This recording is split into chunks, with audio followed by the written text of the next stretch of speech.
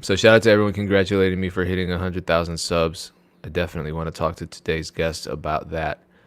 If you haven't subscribed, I'd appreciate it. This is the Music Entrepreneur Club, totally powered by BeatStars.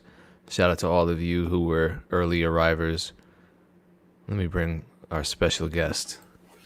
He's a man who Yo. needs no introduction, but I'm going to try to give him a short one anyway. Well, what else? He's Canadian. He makes amazing music, as many Canadians do. His name is Omito Beats. I really appreciate him joining today and taking his time to have this interactive panel with us. Oh, maybe he didn't know it was interactive. It's interactive, so some Sweet. people may, Awesome. yeah, we may get some questions. Bufo Nice. is in the chat. I don't know if you're familiar with Bufo. He's kind of making a name for himself. He is okay. So you know what kind of questions to expect from him. So every now Nice. and then, yeah, he'll throw a curveball at me or at the guest. So just so you know, I think you're up for it. You're a pretty calm guy. Yeah, man, I'm ready. Okay, perfect. There you go. That's the right attitude to have for this session. First things first. How long have you been making beats? I've been making beats probably like 13, 14 years now. Man, I started super young. I'm 24 years old. And I started when I was probably in like 5th or 6th grade. So whatever age you are in 5th or 6th grade is when I first started making the world's worst beats known to mankind. What made an 11-year-old start making beats? I came across a YouTube video. I was FL Studio tutorial video.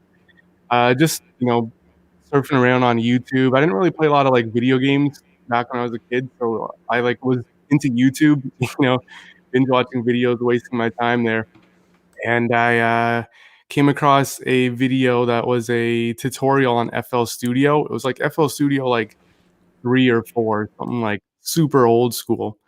And from that point, I downloaded the demo version of FL Studio onto the family computer and just messed around with it for years. And since I learned how to make beats on YouTube, I posted my beats there, and that's kind of how it all began. I'm trying to think of what I was doing when I was 11. It certainly wasn't anything that productive. Do you have any favorite plugins? My favorite is, I think, Nexus, man. Nexus 2.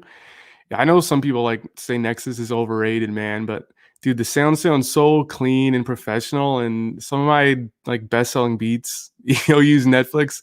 Like, if Metro Boomin and Marshmello is using the default sounds in Nexus, then it's got to be good. So Nexus is my favorite. You have to bridge that because that's still only 32-bit, right? I don't know how I actually have it running on. Somehow I bought it and it runs on my computer. I knew I used to use like a a not legit version that gave me so many issues, but the legit version, I don't know the technical ways, but I mean it runs on my computer. Here's a good question that came in. It's not inappropriate. It's from Bufo, so color me Sweet. Okay. surprised. He wants to know if you were always as comfortable in front of the camera as you are now. No, it definitely took me some years to get like comfortable with the camera. Like when I was, starting producing, I didn't post like anything about myself, right? Like no pictures, no videos of myself. Everything was just like, my logo or a picture of Drake. And a couple of years ago, maybe like 3, 4 years ago, I got into, learning who Gary Vee was, and his whole stance about, posting videos of yourself, documenting all the moments. So for me, it's been like 3, 4 years of doing a lot of stuff, in front of a camera. I used to have a podcast that I ran for a couple months. I've tried to get into the vlogging game a couple times. It hasn't always been like this. Did you end up? I mean, you've been making beats since you were 11. Did you end up going to college? Yeah, I did, but I didn't go for music production. I was debating. I'm going to school for like music production. There's around my city, there's a really good recording studio that like Drake goes to record at. So I know it's a good one, but I went to school for marketing, like business marketing, just because like for me, like I was still selling beats before I went to college. And as a producer, sometimes it's random, right? Like sometimes, you have days where you're making like, 300, $400, and then you might have a couple days where you're making nothing, right? Oh So yeah, I yeah, agree. yeah, in those days. So I knew like even before I went to school how like kind of unpredictable the music business is, which is why I didn't want to, put everything into music just because I was still unsure if it was the way to go. But so I went to school for marketing, and thankfully I kind of had a knowledge of beat selling. So I basically took everything I learned from marketing, applied it to my beats, and I've been out of school. Three, I think 3 years now is when I graduated.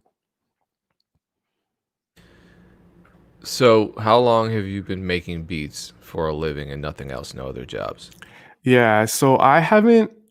I mean, for me, because I sold my first beat in ninth grade, so I've never actually had a job where I've had to like use that as a main source of income. I did have a part-time job back in high school where I was working at a frozen yogurt place, but that was just because I needed something on a resume, because in college I had like 2 years where I was working with a marketing firm like on the job. But for a full source of income, it's always been selling beats, just because I started super super early.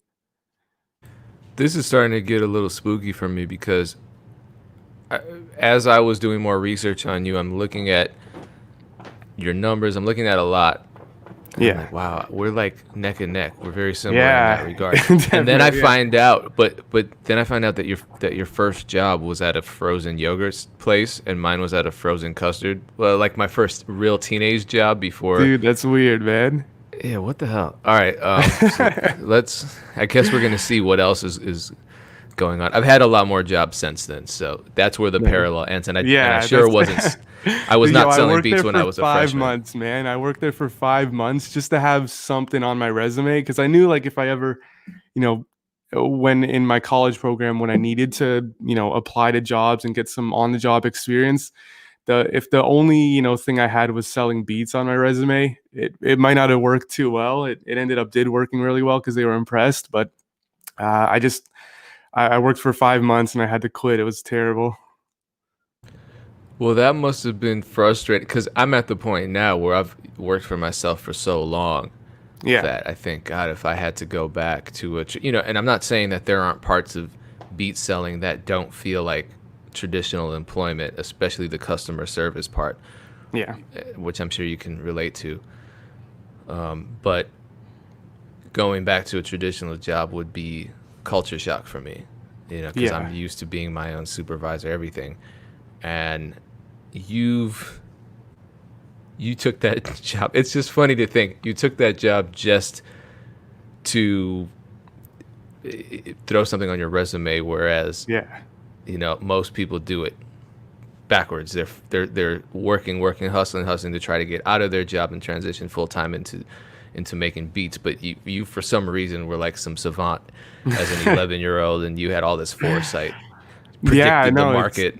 it's so weird, man. Like just starting, super young. And it's funny because it's like, I sold my first beat in grade 9. I remember in high school, like, so many times like sitting there in class, on my iPhone, on my laptop, supposed to be paying attention. And I mean, I was still a good student, don't get me wrong, but like I would be like, emailing rappers trying to, promote my beats. I remember like vividly times in math class when I was just like, I couldn't pay attention in math class. So I just like asked to go to the bathroom.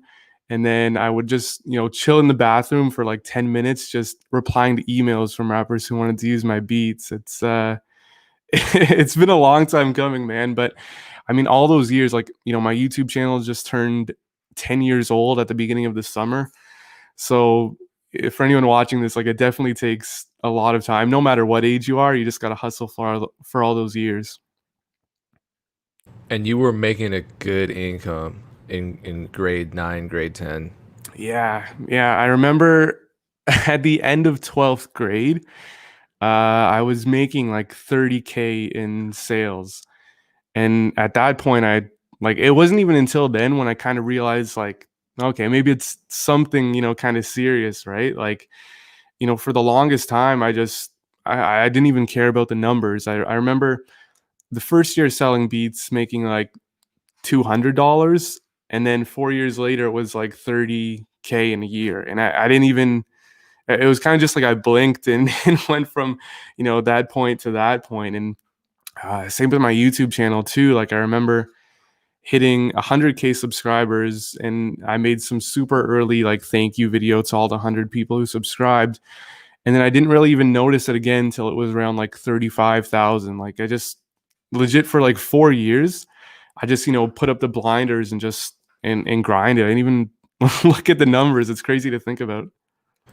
Do you think that was a positive thing in retrospect to Yeah, just kind of not obsess over all the little things? definitely, man. 100%. Like I think sometimes about like, if I would start everything over, and if I had like a business mindset, would I do all these things differently? Like, build all these lists earlier on, get into funnels earlier on, advertising earlier on. But I really think, those 4 years from the moment I sold my first beat to the end of high school, 4 years later, I think that 4 years of legit just, putting my head down and just, I was super passionate about it, just playing it for the love of beats. I think that was so, so crucial into getting me to where I am today. What kind of social life did you have in high school with all this hard Not work you were the doing? Yeah, not the biggest social life. Like I had, all my friends were like they were like gamers.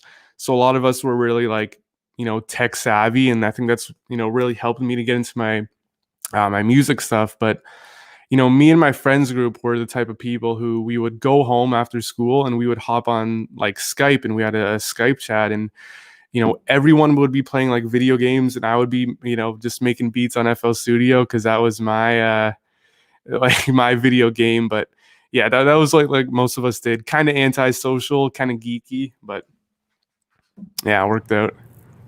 Here's our first real bufo question of the day. Did you go to prom? I did, yeah, I did go to prom with my girlfriend, who is still my girlfriend today. Kind of a miracle that I had a prom date back then. But yeah, yeah, I did go to prom. God, I started making beats the summer before ninth grade. I could have been selling beats online in ninth, 10th, 11th, and I wasn't. I had a social life, and I wish, in retrospect, my social life was trash, and prom was trash. I should have been making beats that night. So I think I say that to say a lot of people are at these points in their lives, and they get stuck at these junctures, right, where they're not sure whether to go all the way for music or some other path. And Yeah, I think your story and my regrets about not doing what you're doing or what you did when you were a teenager just shows that there's really no better time to start than right away. definitely. Yeah, no, I feel like just if you're starting out, and you're trying to, and you have this dream of selling beats for a living, I think like you've just got to, take the time you have right now and really just be passionate about music. Like I think that anyone who's kind of starting out right now, I think you're probably at like a really good advantage, because if you don't have to rely on this for a source of income, then you can just, you don't have to stress over the numbers and everything, right? Like you can just make your beats, make your content, figure everything out. Because then, years later you can start to monetize, right? Like I made $250 in my first year selling beats, but that first year set me up to make 30K 4 years later, right? Yeah, let's talk a little bit about YouTube. This is a selfish question. So I just hit 100,000 Yeah. like 2 days ago. You hit 100,000 a while ago. I don't know, but it was recent still, right? Yeah, I have kind of a love-hate relationship with YouTube. There's definitely a lot of mixed feelings. I think I hit it, it was either at the beginning of the year or at the end of last year. I don't know, sometime somewhat recent. I'm at 102K subscribers right now. So did you get the little play button? Yo, no, I don't have it, man. And I don't know, it's like I hit 100K, right?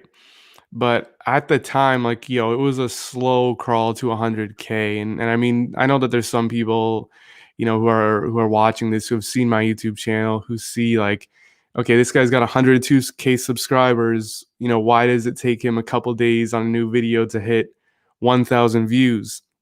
So I don't know if like, YouTube, because my YouTube channel definitely like peaked and declined, right? So I don't know if that had kind of a factor with my me not getting my play button just because my channel wasn't, quote unquote popping by the time I hit 100K. Also, I know sometimes it can just, depending on where you live in the world, it can take like months to years, for you to actually get the play button. That's what I'm hoping. But I think that because my YouTube channel kind of, it's not at the peak anymore. It's not what it was years ago. I think YouTube kind of forgot to give me that play button. So I unfortunately do not have the play button. I really wish I did though. Oh, okay. So this brings up what I'm facing right now. So what I didn't know, and maybe this helps. What I didn't know is that you have to apply for the play button. So there's a whole process. I don't know if you did that. Yeah, I don't know because I haven't heard about applying for it. From my understanding and what I saw when I Googled it, was like one day you'll log into your YouTube studio and you'll just see like, congrats, earn your play button, click here. Maybe I have to look into it a little bit more. Yeah, it's youtube.com/creators/awards, and there's a button that says get my award. And so this is what scared me about it. So I clicked get my award right away. And then it Yeah, asked me to verify my account and all that. And then it says, all right, you're going to apply, but we're going to audit your channel and make sure that you're in good standing. And I'm in good standing. I have no strikes. yeah, I didn't buy any subscribers, but I'm always going to be nervous because I yeah, too have that love-hate relationship with YouTube. So I'm sitting there like, oh God, here's another freaky parallel between the two. I've had my channel for over a decade, yeah, and it was, I mean, to get to 100,000, it was torture.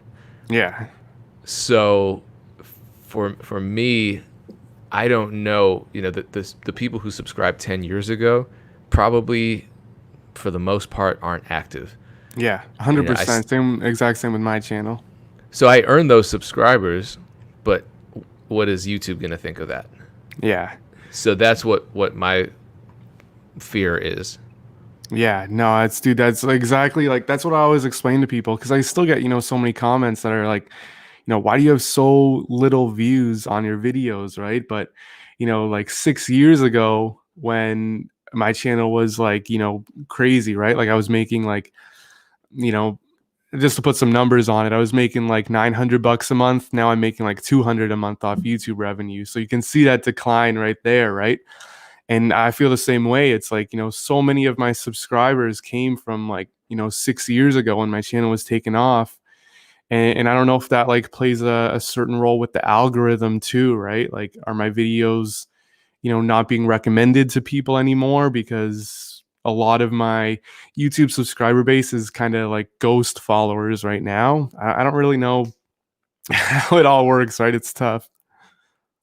Yeah, enough of all that depressive shit. So, Yo, do but you at have the any major same time, placements? I just wanna say too that even though it's, you look at the numbers and it's depressing, it's like my sales haven't decreased, which is kind of interesting. It's like my sales are still decent, even though my YouTube numbers are at a fraction of what they were.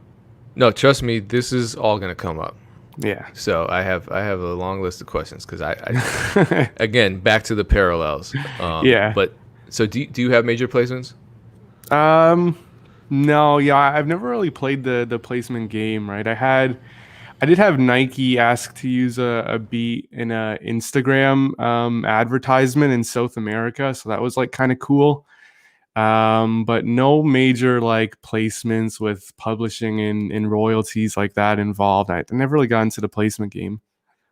So last week here, I had a session with my team, the Vintage Vandals, and Dream Life Beats agreed that because he's able to make an income through BeatStars, he feels way less pressure to get wrapped up in the placement game. And some people might say easy for him to say he's already multi-platinum, but Yeah, the placement game can be really frustrating. I mean, for me, it absolutely is. And yeah, it's so much nicer to just, rather than send beats out that might get rejected, you never hear about. You might maybe you get the placement, but you don't get paid the advance for a whole year, and it's just a big mess. To yeah, just go online and upload beats for people who you already know want them. You work with them directly. You talk to them directly. It's very human. Um, so do you feel like you'll be happy licensing beats to unsigned artists and making a living doing that, or do you ever feel like you want to try your hand at the whole placement game? yeah. I feel like the only way I would get into the placement game if it was something like really, really easy, like a really simplified process, right? Like, throwing beats on BeatStars and your website and YouTube is kind of as easy as it gets. And that's what I like about it, right? Like I've had, numerous times where I've had phone conversations and email conversations with, artists and managers and A&Rs and all this stuff. And it's like you said, like, you send them out a beat pack, you don't know what's being used, you don't know how long they're going to take to actually make a decision on it, right? Like you can send, some people some like your favorite beats ever, and they can just sit in their email inbox for whoever knows, they might even forget about it, right? And it's like, well, what do you do with those beats? I would rather take those beats and throw them online and let more people actually enjoy them, right? So no, I don't think I would ever get into the placement game, just because like the times I've tried it before, like it's never worked out to something amazing. And a wake up call for me too was a few years ago. I was having these ongoing conversations with some guy who had connections in the K-pop industry. He liked some of my beats off YouTube, and I sent him, a couple beat packs. And if I'm honest, like these beats kind of sucked. I don't know. It was like I was making them just to try and impress this guy. Like I didn't care about like the actual like kind of sound and the quality and the creativeness of it. So I just sent him like beats, and he, would tell me, he's like, yo, these, they're almost there, but they're not, what we're looking for, right? And he finally, we finally got on the phone and talked, and he was like, yo, I'm gonna be real. The beats that you're sending us aren't like anything close to the good stuff you have on YouTube. And for me, it was like a wake up call. It was like, yeah, no, my heart isn't in the industry. Like my heart is in the online game. And I think it like forever will be, just selling my beats online. I absolutely love it. That's so interesting, um, because there's this new kind of, I guess I'll call it the producer middle class, even though probably a lot of the online producers are doing better than the quote unquote industry producers financially, where people are just, they're making beats, they're selling them online, they're creating relationships that way, and they're not even stressed out about impressing the industry or Yeah. getting into the industry, because their lives are pretty good. And it sounds like you fall into that category pretty neatly. Yeah. And and then we have people like Shante, who are saying unsigned artists like me need those beats. And it's true, because, and look, I was anti selling beats online. This is why I was broke as a high schooler and a college student. I wasn't selling beats online. I was looking towards the big placements, and this stuff has to matter. It matters to people. Yeah. Just because they're not celebrities today doesn't mean they're not going to be celebrities tomorrow. And even if they're not, who cares? Yeah, We can definitely, man. we can make music, and we can do it affordably, and we can create together and be happy and make a livelihood off of that. And it's so strange for me psychologically to go from one end to the other and then to talk to you, who's pretty much always just existed in the internet. But that whole idea of passion and heart, that's important, because I find myself, we talked about this on one of the sessions with Vintage Vandals, again, Dream Life. And I talked about this with Memory and Stack Trace. We had a major placement, all of us together collectively, and they sent us an initial offer that was terrible, and I was ready to just say, cool, keep it, I don't want it. Yeah. We worked it out, but I felt like we were coming to the table from a position of power, because I'm like, you really you think we need this placement? We don't need it. Yeah, So they try to lowball you, right? Take advantage of you. yeah, and a lot of times I think the perspective is changing, but people have this perception of internet producers as just a bunch of people trying desperately to break into the industry, and the internet is their plan B. That's not true. No, man. Like, dude, even this morning, and I kind of look this up often too. It's like there's so many people who are just like killing it, by uploading music themselves on Spotify, right? Like Spotify and TuneCore, DistroKid, Apple Music. Get your music on there. It's like even producers, man. There's a bunch of lo-fi producers who, get into one big Spotify playlist, and you're making good money off that. You can be making more money as you would, your 9 to 5 job if like you get a lo-fi beat in one of these playlists. Like some of the numbers that you can pull in from like Spotify is crazy, right? And so yeah, like Shanze just says right there, it's the future of the music industry. It definitely is, man. It's like, I don't want to wait around for so many things to happen. I don't want to send beats out.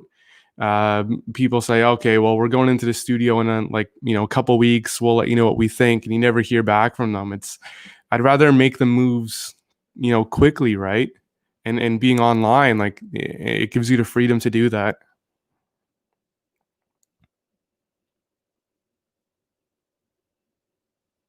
I was muted. My bad. When did you end up joining BeatStars? Because I know probably when you were in ninth grade, you weren't using that Yeah, platform. no, I'm trying to think.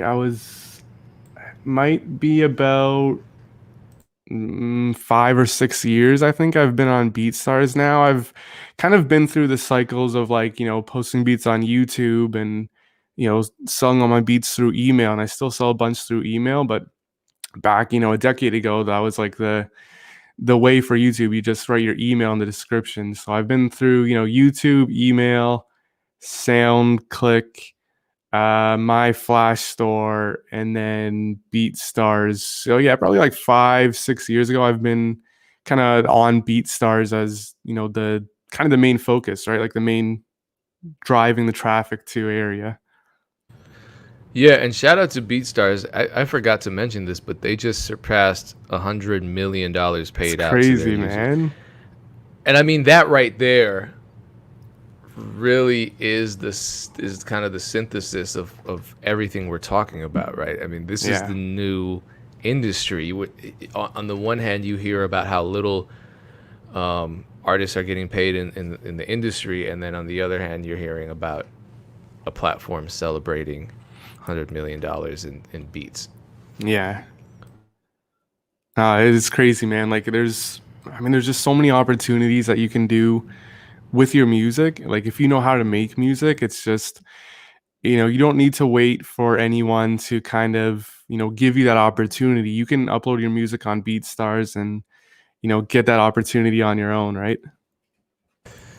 Yeah, so speaking of BeatStars, you're at almost 2 million plays on BeatStars. You certainly don't stop there. You market your beats all over the internet, Yeah, including in a way that a lot of producers are curious about, and you just mentioned it. You upload beats to the streaming platforms, especially Spotify. Uh, yeah. why do you do that? I mean, like I said, the opportunity is there, right? Like for me, like when I'm not working on actually making beats. I'm doing all like the other, business marketing things, replying to emails, making my videos, even like all the business things. I listen to instrumental music because for me it's so like I can't work and listen to like lyrics because it's just too distracting. So I know that there's like a lot of people who are like me, like they listen to those, lo-fi hip hop beats to study to playlist type of thing, right? And a lot of people like listen to that. Like there's a huge market for instrumental music on Spotify, which I think is just amazing, right? And even like I was mentioning earlier, there's all these lo-fi producers who, make some lo-fi beats. If they happen to get into one of the Spotify editorial playlists, it's like it's crazy. And it's like there's this meme I've seen a few times, and it's this picture, it's a screenshot of a Spotify, and the account is vacuum cleaner noises, like it's white noise, and they're getting like millions of plays each month. And it's like crazy to think like, someone legit recorded their vacuum for like 2 hours and they post it on Spotify, and they're making like, a couple grand a month just off of like nature noises or something, right? Like, I mean, if you post your beats on there, like even more people are going to listen to it than just like white noise. I don't know. There's the opportunity there, right? It's something that I've played around with a bit, and it's something that's kind of always in the back of my mind. So I definitely I'm a huge advocate for getting your beats on streaming services. Have you ever used the? I have. So I don't think it's weird. I've used the white noise. When I was on tour, especially in Germany, for whatever reason, Germany was really loud. I used the spaceship noises. Oh I don't know yeah. if they were recorded with an actual spaceship. It was probably just someone's vacuum, to be honest. But Yeah, probably. No, I've used it. I use like when I'm sleeping, I got like the ocean sounds going, or the I don't even know what it is. People are just hitting like random notes on synthesizers, and it sounds like so dope, man. But I love that stuff. yeah, so I see why it works. So are you learning how to navigate that whole playlist system on Spotify? I know you come from a marketing background. Yeah, it's kind of interesting. I mean, I think that's really the big secret is getting into these playlists on Spotify. Like there's times where it's legit like random. Like, you can upload your music, and, 3 weeks later when it's released, if Spotify likes it, they'll add it to their playlist. I've had that happen with a song or two of mine that I've collaborated on. Other times, like you can spend, countless hours on Instagram and Spotify and Twitter looking up playlist curators. It's there's definitely some legwork involved. Other times it's just completely random too. But that's I think the big secret is just if you get into one playlist, everything good can just continue to happen from there. I actually got a record deal off of Spotify for a song that I recorded at my parents' house a while ago. So that was cool. That was my biggest Nice. label deal.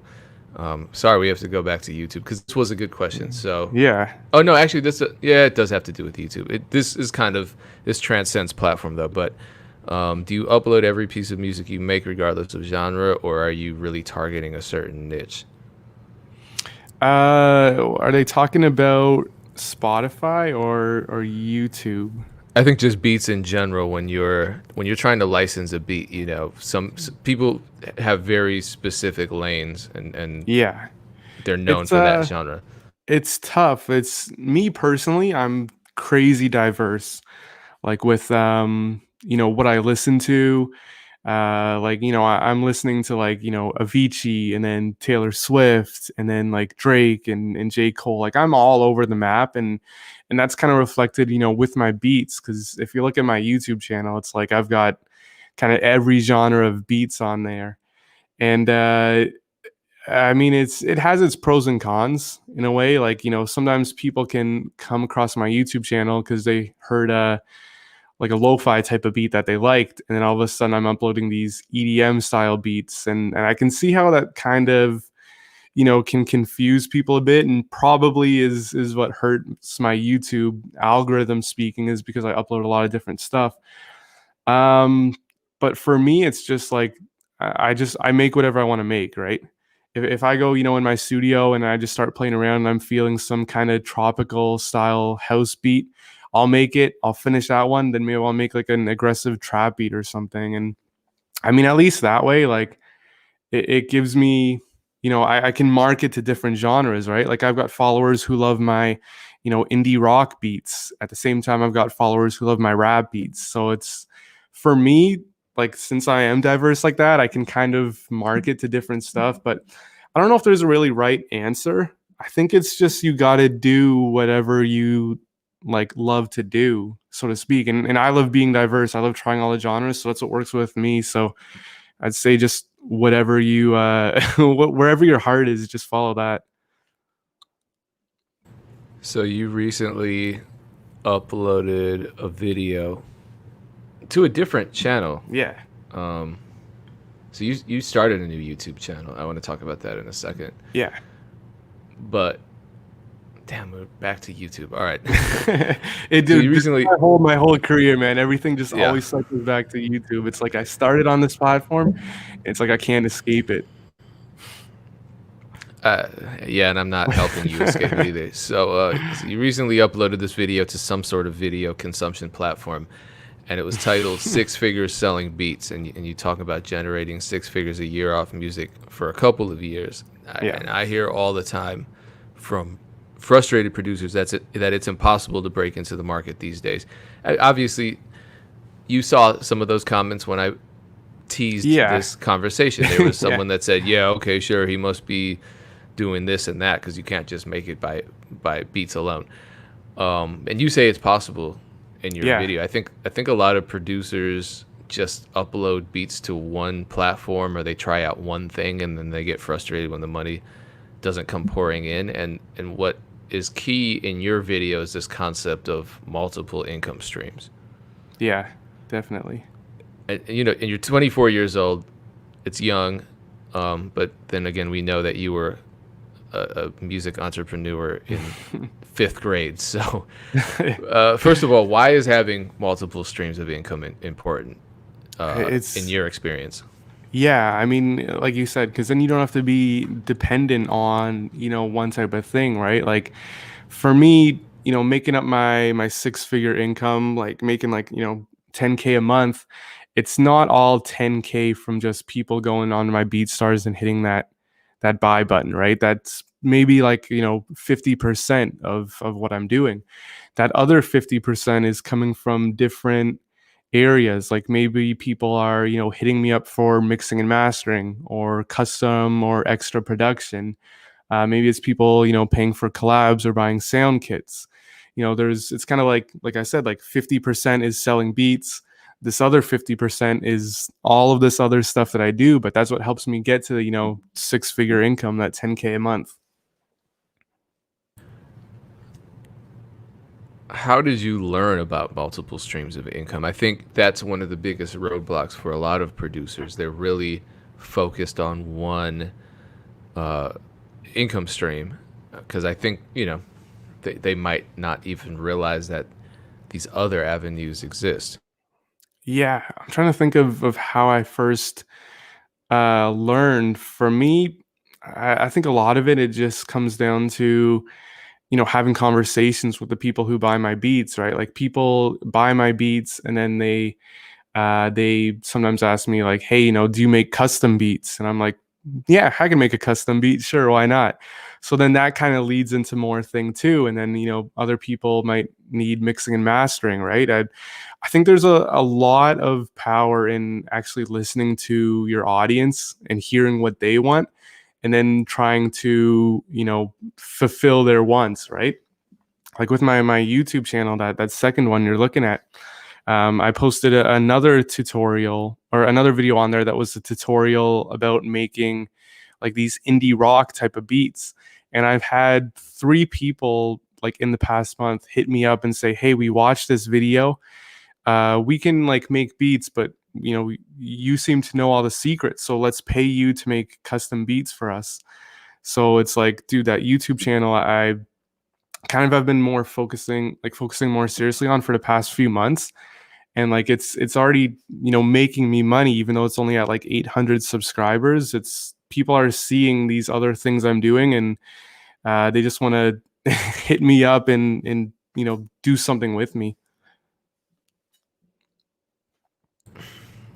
So speaking of custom production, in the video you say one of your biggest income streams is custom production. How do you advertise it beyond just people asking you and you saying, "Yeah, cool, I can do that"? Do you advertise it? Do you market that service?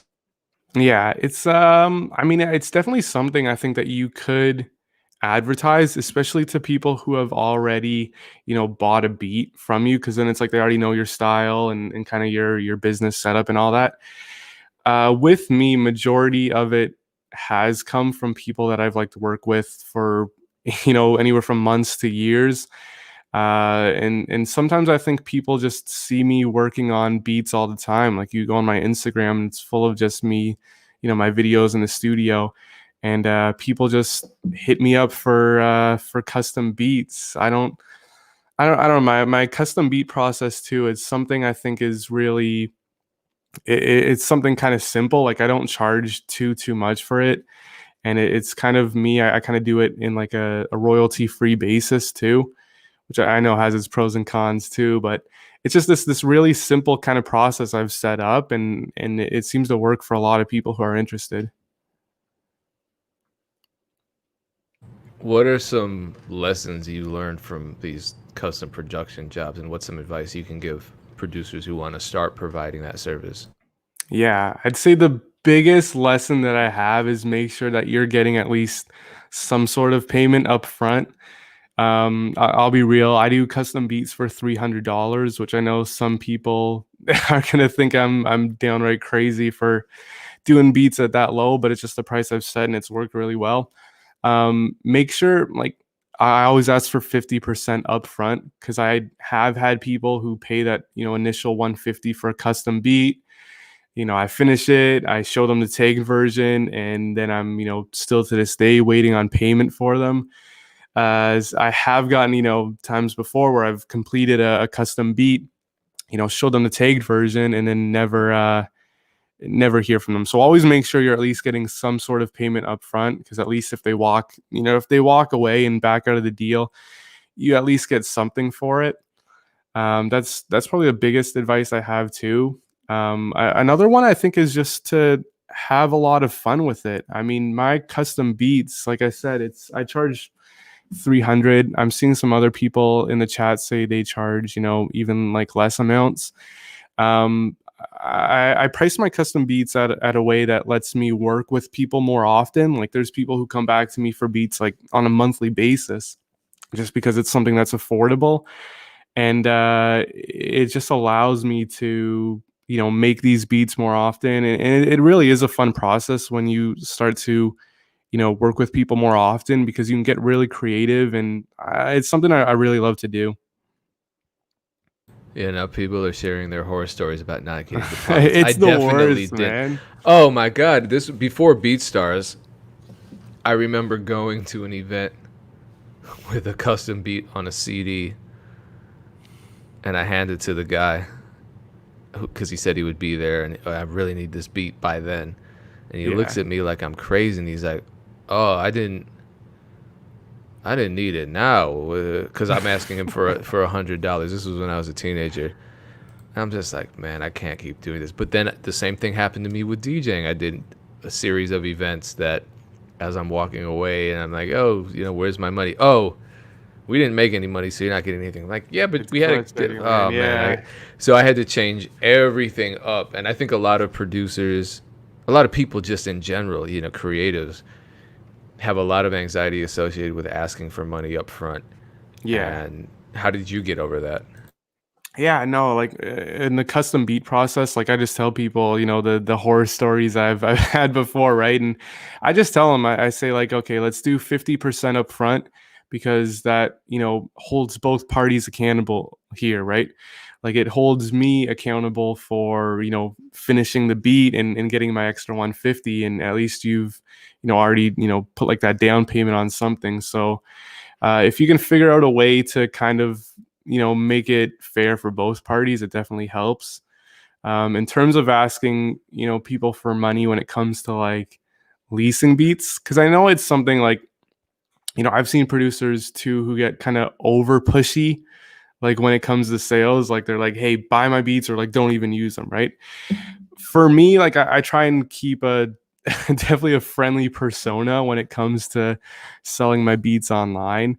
Like I don't want to, I don't want to be the guy who is only gonna work with people unless they pay me. Like, yeah, I've got, bills, I got a mortgage, I gotta look after, right? This is my job, but I still want to be someone who has that good energy, and people are willing to pay, right? If I was so upfront and be like, yeah, pay me this, pay me this, pay me this, then I think it would turn a lot of people away. Yeah, I think it's a red flag whenever anyone is trying to rush you into Yeah, completing a purchase. yeah, I mean, for us too, just if we go to a car lot and the salesperson is pushing us to buy, or pushing us to buy, that's going to it's be a stressful, major right? turnoff. Yeah, definitely, man. Like even, and that kind of, I'll share this other story because I think it was good. But uh, in spring, at the start of like COVID and the shutdowns and everything, that's a time where like I really didn't want to be pushy to people because I knew like a lot of people were um losing their jobs, like out of jobs. I had people who were about to buy a beat and they told me like, yo, we're not working right now, we can't do this. So ever since the spring, I've honestly I've switched my perspective to putting out a lot more content, and it's my sales have increased from then. It's been a really good 6ish months, whatever, since the spring, and I haven't been so focused on the sales, which is kind of eye opening for me to see. Yeah, why do you think that is?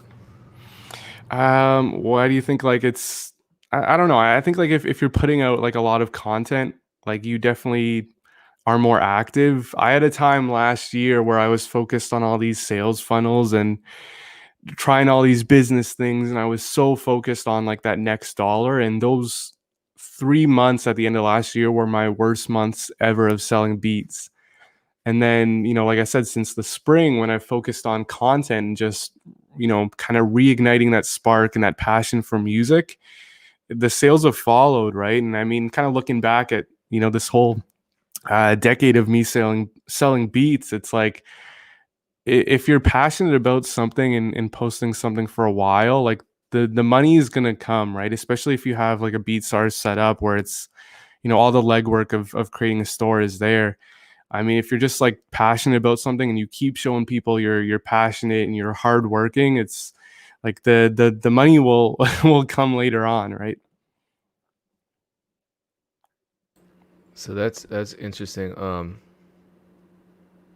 So with regard to contact with customers, and you talk about staying in touch with people who have purchased your beats, and that's how you start these conversations about custom beats. What kind of ways do you stay in contact? Do you have email lists? Do you have automations? How are you able to have conversations with the people that support you? Yeah, my number one way of staying in touch with people is legit like the content game, posting on my Instagram a couple times a week, always posting stuff in my story because then it's, people see I'm active, right? And it's like people are still up to date with me even though I'm not sending out, email updates. I do have like, I'm on MailChimp. I usually send out maybe an email or two a month with, a coupon code, but nothing too crazy. And even the sales funnels is something that I think I could, be better at. Um, like I don't have all these crazy automations set up. For me, it's honestly just I post more content and people see the new content. Simple as that. So back to the similarities. I look at your YouTube channel, and it reminds me a lot of mine. Lots of beats. Some videos get a lot of views, around the million or half million mark, but most are around like the 2 to 5 thousand view range. Yeah. Where do you think most of your sales come from?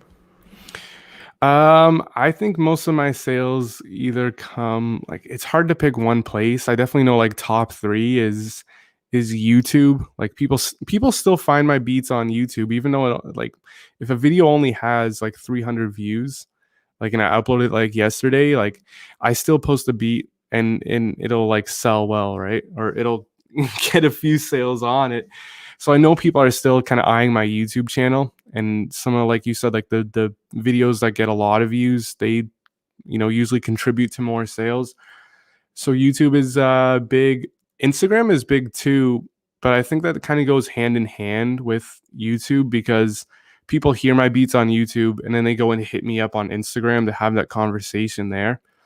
And then legit, like my website, man. I mean, I've had my website for so many years now, and I know for a fact that people legit log onto my website, like go on their phone and just search up omitobeats.net, and that's where they like listen to it directly, which is crazy. And I mean, it definitely took years and years of plugging that link to get there. But those three are definitely the biggest places for me. Plus, it's the biggest places that I'm most active on, right?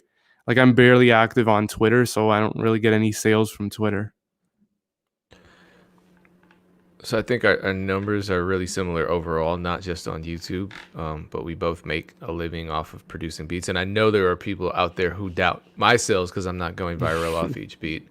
And you're talking Exactly, about the man. comments all the time where people are like, "Why do you Yeah, only get 1,000 I had to views on explain a to so beat?" many people, man. So I too really focus on multiple streams of income, and it comes with a price though, for me, and that's just a whole lot of energy and a lot of dedication. How Yeah. many hours a day would you say you work? Yeah, it's like I do try and keep on that 9 to 5 type of routine. Um, for me, it's like I work when my girlfriend works. So she goes to work, so I stay home and work on music. But at the same time, I feel like I'm kind of always on the clock, you know what I mean? Like if someone, hits me up on Instagram, yeah, my phone's always like on my side, right? So I'm kind of always around to reply to comments or, emails or see how things are going. But I do try and put in, that 9 to 5 hours of work every single day, especially now because it's full time. But uh, there's other times where I'm out at the mall shopping and I'm pulling the cart over for a second, replying to a quick email, trying to sell a beat. It's like it never really stops. How does your girlfriend respond to that? I know It's that's always been kind of a bone of contention for a lot of relation, and not just producers, but yeah, just people in general, where they might have a significant other that's just sick of them always being on their phone, but they're also yeah. not sick of them, paying the mortgage. No, yeah, definitely. And I mean, it takes a while of to build that understanding, right? Like sometimes it's just something like, like leaving we were heading out somewhere the other day and I was like, I'm about to sell exclusive rights to like three beats. It's like I gotta leave in like half an hour. Like I gotta do something, right? But at the same time, like it's important to have, these offline relationships too. And like you gotta unplug sometimes, right? Like, I have times where I'm in my studio all day and like all humans, sometimes you just need a break, right? So sometimes like, if I go away for a weekend or even out for the day and I barely check my phone at all or reply to emails the next day, it's like that stuff is still super important, right? Not only for relationships but also like mental health, right? You got to step away sometimes too and recharge. Yeah, there's also that fear too, right, of not always being It there for is, for man. your customers. Yeah, no, it's definitely a fear. Like sometimes it's like if I'm not putting in, that 9 to 5 a day, like if I leave for like an hour or two to maybe, visit some family members that I'm, barely able to see these days, right? And maybe do some kind of like, social distance kind of interaction with them. That stuff is still super important, man, because I think if you're like legit, staring at FL Studio for from the moment you wake up to the moment you sleep, just constantly, making beats and trying to figure out everything, it's gonna get to you, man. Like it's gonna be really stressful. You got to figure out ways to unplug and unwind. Yeah, it's so ironic that as I was trying to become a full-time producer and I had three jobs and I was also in school full time on top of making music and DJing, I feel way busier now than I did then when all I'm doing is making music at home. Definitely, man. Definitely. So and that's I think that's something that's hard to translate to people. I don't know if you feel that level of frustration because I'm sure you get contacted by producers all the time asking you, how do we make a living? How do we do what you're doing? Yeah. And it's really not glamorous. Some days it's miserable almost. It's just so much work.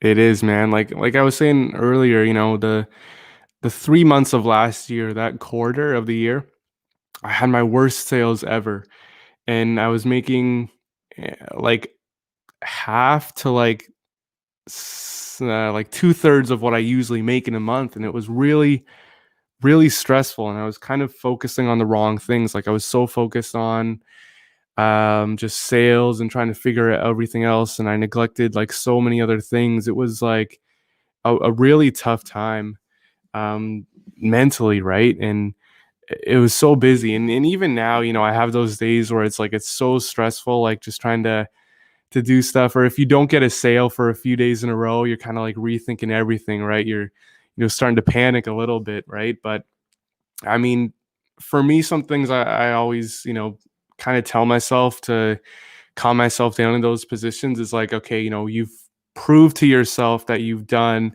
X amount of sales in a month. People around you who have done, X amount of sales in a month. BeatStars paid out whatever bunch of millions to their creators. The opportunities are there and it's possible, right? So sometimes it just it's a lot to handle sometimes, but it's important to not get like too stressed, obviously. I mean, like I find with selling beats, a lot of times it works in cycles. Like you'll have like really, really good days, then you might have a lousy day or two, right? It's just the way of life. But it's definitely important to, I guess, look at the big picture of things, right? Instead of living it on a day-to-day basis with, oh, I didn't make any sales today, or I didn't get like barely any views today. It's like, well, you know, how were you doing last year, right? Compare that to yourself 6 months ago or a year ago, and see how that, see how you're growing over time. Yeah, good advice that I should probably I know take. it's like I say Oh, that, and then like after this, I'll be like, yo, I haven't had a sale in like 2 days. I'm freaking out, right? But no, it's just important to stay calm and look at the big picture of things. so maybe this might be the last question because we have to end soon. What are some common mixing and mastering mistakes you hear a lot of producers make when they upload their beats to, you know, BeatStars type platform? Yeah, it's I don't know. I get this question like a lot. People, and I don't want to sound full of myself, but people are often kind of impressed with my mixes. And I've worked on collabs with people before, and I'm not super technical, but I know some people like, they make all their beats at a really low level, and then on the limiter they'll crank up the gain or the master or a limiter or anything like that. From me, it's like I always keep the limiter on my FL Studio. Like the default limiter, people say that's like the worst thing ever, but I don't know. I try and make my beats at a loud level, so then when people listen to it, it sounds really full and bright.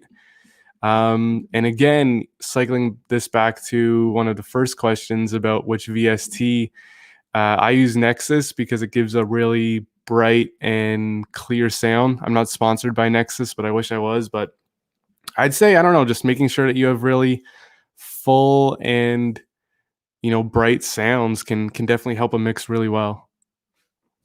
Okay, so this is the second to the last question. Somebody just asked if we can have you on as a part two, and then some other people agreed. Yeah, definitely. I know This is a I know I verbal ramble a commitment. lot. Yeah, I ramble a lot at times.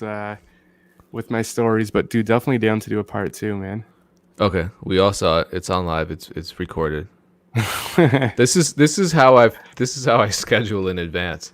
My Nice. organization has been challenged by BeatStars ever since they gave me the opportunity to host this weekly event. So if anything, if a session is going well and people are responding well, and the second someone asks that question, I'm like, cool, let me lock this person in. 'Cause Yeah, this you is a make good sure you one. do it when it's on live and there's a bunch of witnesses around to make Oh sure I'm yeah, gonna come back. But yeah, no, I'm definitely, I'm not man. stupid. I know how you Canadians are.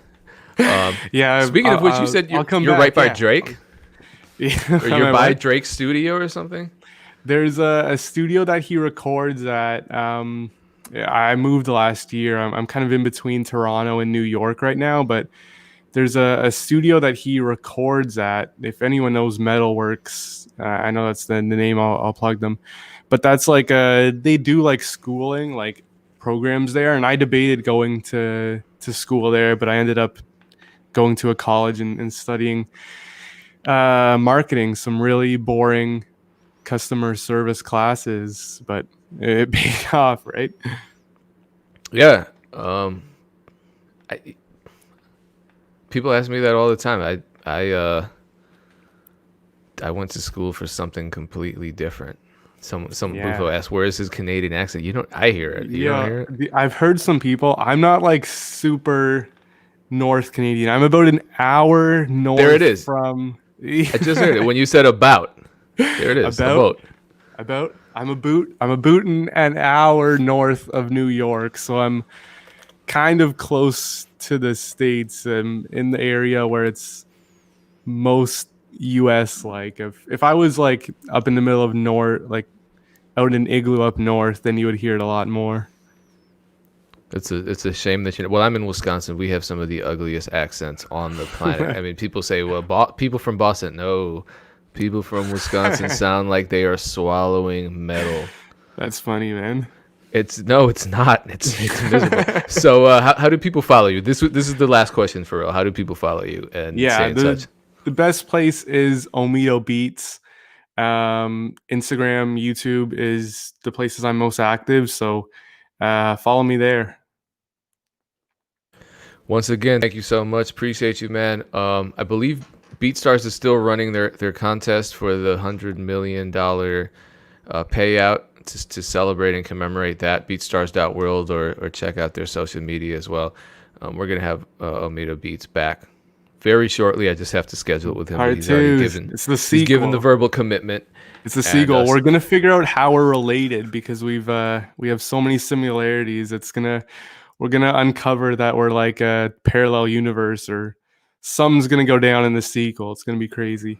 something's going on when I heard you say that your first job was selling frozen desserts. I was like, no, there's We're gonna uncover it in the sequel, man.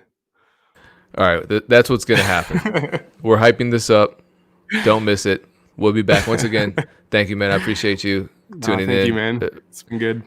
joining us. Shout out to everyone that tuned in. We had a good amount of people in early, so appreciate that. Sweet. Appreciate you keeping the chat active. This will be archived and it will be uploaded to various channels, including my YouTube as well.